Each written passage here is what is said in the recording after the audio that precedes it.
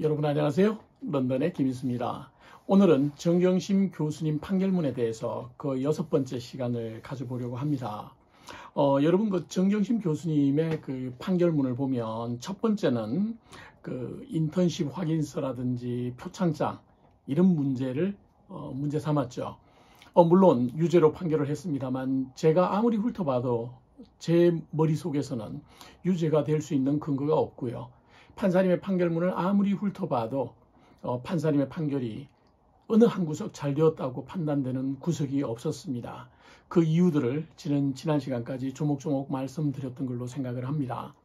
그 다음 두 번째는 뭐냐면은 미공개 주요 정보를 이용해서 많은 경제적인 이득을 누렸다라는 게 그 두 번째 유죄의 취지였죠. 물론 그 미공개 정보를 이용해서 우리 정경심 교수님이 많은 경제적인 이득을 취해서 그 돈으로 조국 교수님의 차기 대통령 선거에 나가실 비자금을 조성했다.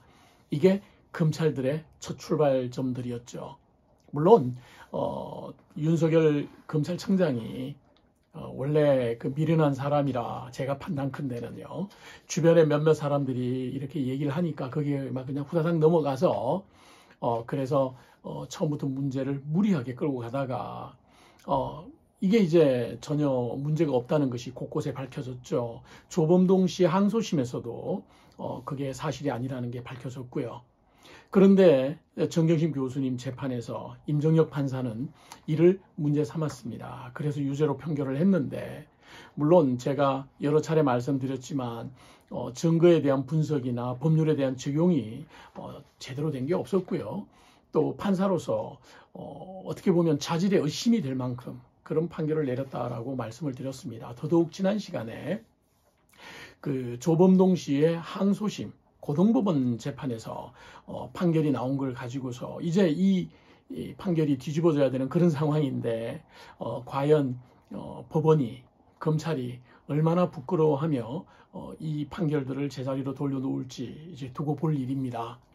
이제 세 번째 내용이 뭐냐면 정경심 교수님의 판결문에 유죄 취지의 세 번째 내용이 그 연구원들의 수당을 320만 원을 편취했다라는 것이 정경심 교수님에 대한 죄목입니다.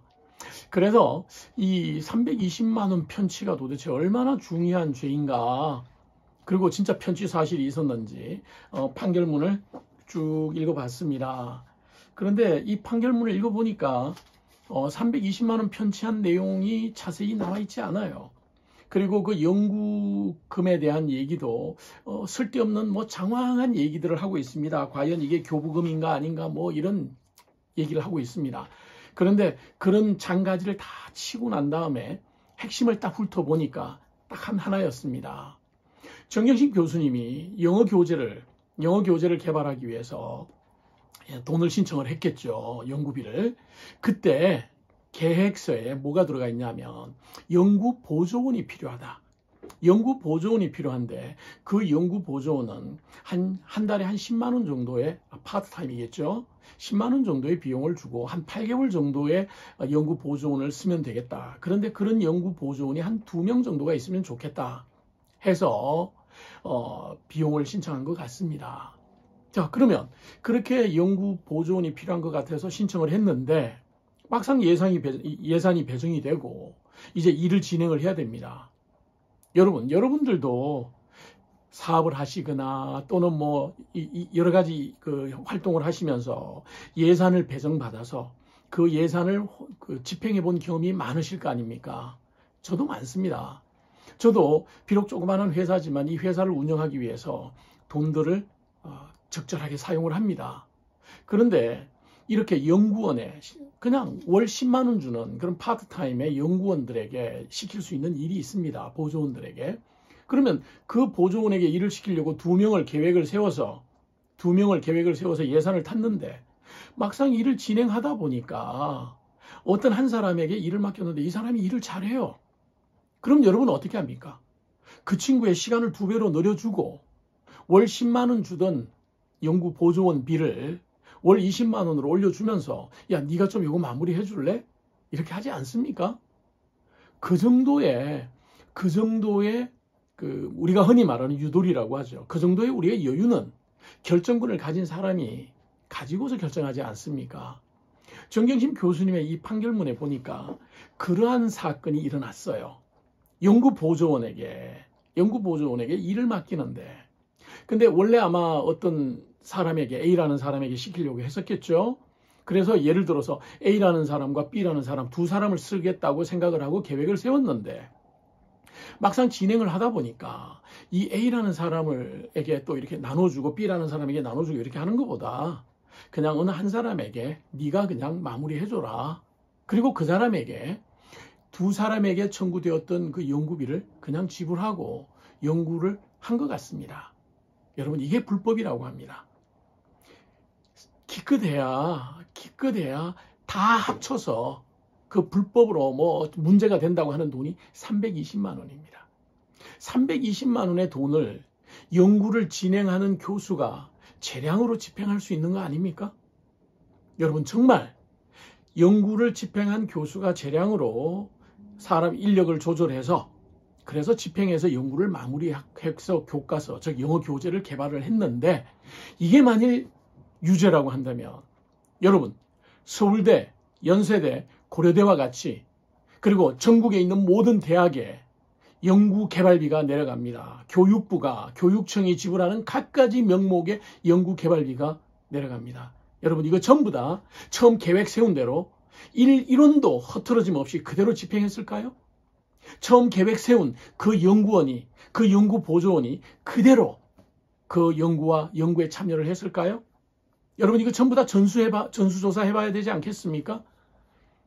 이런 거 가지고 그냥 연구를 책임지는 교수가 보다 더 효율적이고 보다 더 좋은 결과를 내기 위해서 약간의 인력에 변동을 주고 약간의 비용에 변동을 준 것까지도 만일 이렇게 범죄냐 아니냐 검찰이 조사하는 거면 대한민국 앞으로 연구 과제는 전부 다 스톱할 겁니다. 여러분, 그래서 저는 먼저 이런 얘기를 한번 해보고 싶습니다. 서울대, 연대, 고대만, 너무 많은 대학까지 다 하면 돈이 드니까요. 검찰은 서울대, 연대, 고대만 그동안 허가되었던 모든 연구 개발비에 대해서 전수조사를 한번 해보시기 바랍니다.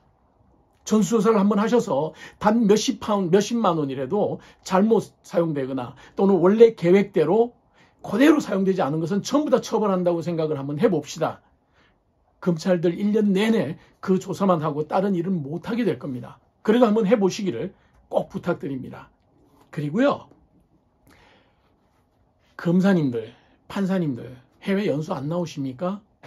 그 해외 연수 국가 예산으로 나오시는 걸로 알고 있습니다. 그러면 그 예산 집행 목적에 맞춰서 그대로 쓰고 있습니까?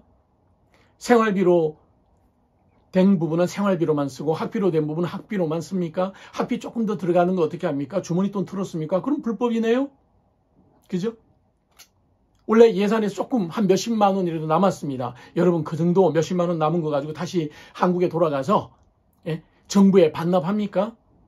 그냥 그걸로 다른 교과서를 사든 책을 사든 뭘 해서 사용을 해도 문제 삼지 않지 않습니까? 앞으로 그런 거 전부 다 한번 문제 삼아 볼까요? 우선은요, 간단하게 법원 판사님들 가운데서 해외 연수 나오신 분들, 그 사람들 예산대로 돈을 썼는지 한번 전수조사 해봅시다. 검사님들, 해외 연수 나오신 분들, 그분들 정말 예산대로 정확하게 1원 하나 틀림없이 돈을 썼는지 조사 한번 해보십시다.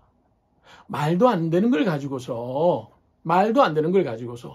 두 사람을 사용하겠다고 했던 거를, 그것도 연구원이 아니고요, 연구보조원 두 사람, 한 달에 10만 원 주는 연구보조원 두 사람 사용하겠다고 했던 것을 한 사람에게 몰아줘서 그 사람에게 일을 시켰습니다. 그만한 판단을 할 수 있는 것은 연구를 책임지는 교수가 할 수 있는 거죠. 근데 왜 그게 범죄가 되어야 됩니까? 여러분, 대한민국 모든 일, 예산이라는 예산은 집행되는 모든 곳마다 전부 다 이제 전수조사해서 제대로 썼는지 안 썼는지 한번 찾아봅시다. 처벌해봅시다. 한번. 검찰이 원하는 대로요. 그리고 임정혁 판사가 판결을 내린 것처럼 한번 해봅시다. 런던에서 김인수였습니다.